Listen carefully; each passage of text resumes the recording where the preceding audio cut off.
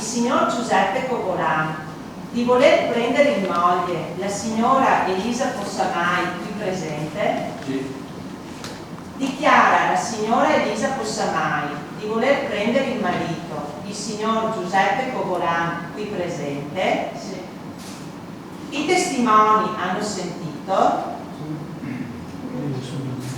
Io, Maria Cristina Possamai, consigliere comunale, in veste di ufficiale dello Stato civile del Comune di Cison di Vermarino, dichiaro in nome della legge che il signor Giuseppe Covolano e la signora Elisa Possamai sono uniti in matrimonio.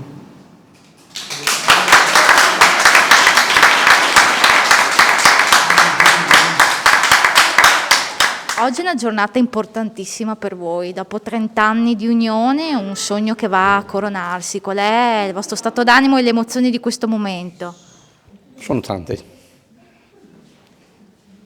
E la sposa cosa dice? Sono felice, Emozioni felicissima, tante. emozionata e basta, è felice. Vabbè. Come sono conosciuti?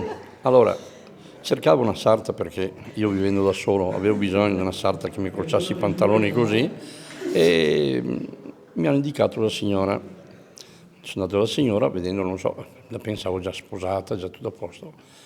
Non ci ho fatto caso, ci siamo conosciuti così. Dopo mio figlio mi dice: papà, dove vai tu a accorciarti i pantaloni? Vado dalla signora, ci vado anch'io, vai pure, dico, no. E là ho visto che la cosa avevano più rispetto a loro due che io e lei che non ci conoscevamo ancora, dico, ecco, l'ho conosciuta così. Dopo l'ho attesa tante volte sotto un lampione, mi dava l'appuntamento però non arrivava mai.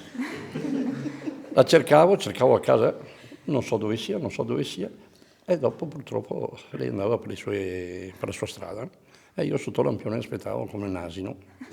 Ecco. E signora, per lei è stato un colpo di fulmine e ha voluto un po' farsi attendere oppure ha voluto suonare il terreno? Beh, un colpo di fulmine è proprio difficile, il colpo di fulmine a una certa età. Comunque l'ho conosciuto, mi è piaciuto, ho visto che era una brava persona e che stava bene insieme a me. E così abbiamo detto di sì e siamo andati avanti. E il sì è arrivato dopo quanto? Cioè, quanto è durato il corteggiamento? Ma, mamma mia, ma un paio di mesi dopo... Un paio di anni paio di forse, anni. dai, un paio di anni. 2 mesi e 2 anni. Un paio di mesi, 2 anni, adesso. E dopo tutti gli anni diceva sì, ci sposiamo, e fino all'altro giorno non ci credevo ancora. Abbiamo deciso il 20 di luglio. Quindi è stato di comune accordo o c'è stata la classica sì. domanda di rito? Di comune accordo. Ma, lei me l'ha chiesto, ho detto fai quello che vuoi, tanto dico è 30 anni che mi dici sì.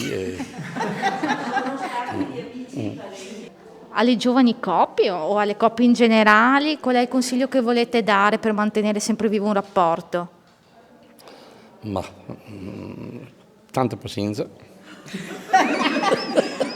Tanta pazienza e buona volontà e tante altre cose ancora, di cercare di andare d'accordo e di vivere insieme, insomma, ecco. Problemi ce ne sono tantissimi tutti i giorni da risolvere e penso che sia la cosa migliore sopportarsi e vivere, ecco. Signora, lei cosa dice? Rispetto, amore e comprensione. Tre cose che vanno bene per andare d'accordo. E qual è l'augurio che vi fate, cioè l'augurio che volete farvi reciprocamente in questa giornata così importante? Ma di poter passare ancora 30 anni insieme. Chiedo troppo, però... Anche per me è la stessa cosa. Finché si può vivere, essere felici, sorridere e andare avanti con la vita. Consigliere, oggi lei ha celebrato un matrimonio un po' particolare, quello della zia e del suo compagno uniti da 30 anni. Qual è stata la sua emozione? Che valore ha avuto questa celebrazione? Beh, l'emozione è tanta, soprattutto nei giorni precedenti, perché loro erano convinti di sposarsi nell'ufficio del sindaco solamente con i testimoni, e questa l'avevamo organizzata noi, insomma, come parenti, perché volevamo che fosse una festa. Tante emozioni, forse anche tanti insegnamenti, devo dire la verità, perché vedere delle persone, la zia oggi compie 80 anni, però avete visto che spirito, vedere le persone che nella vecchiaia, nell'avanzare dell'età, comunque hanno sempre questo spirito di saper affrontare la vita, di saper accogliere tutto quello che la vita può offrire loro, sempre con gioia, sempre pronti a vivere tutto quello che gli viene riservato. Penso, per noi che ci lamentiamo, a volte sia veramente un grande insegnamento e ci fa capire come lo spirito in realtà ci aiuta in quest'anno anche particolare, soprattutto per tutti. È un giorno veramente di grande gioia per tutta la famiglia. Ci hanno fatto una gran sorpresa.